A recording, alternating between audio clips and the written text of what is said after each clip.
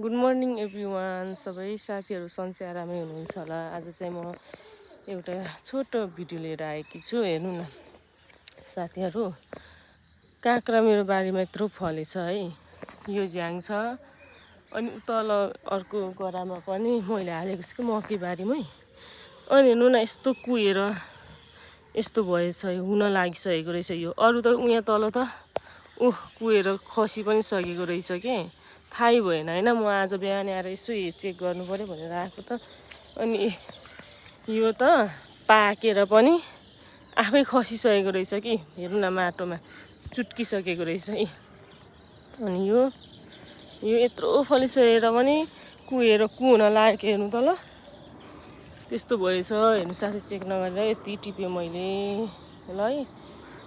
Organic काँक्रा केही पनि बिसादिन हालेको काँक्रा खानुको लागि आउनु है हरि नुन खुर्सानीसँग। आउनु होला साथीहरूलाई निमन्त्रणा गरेँ मैले।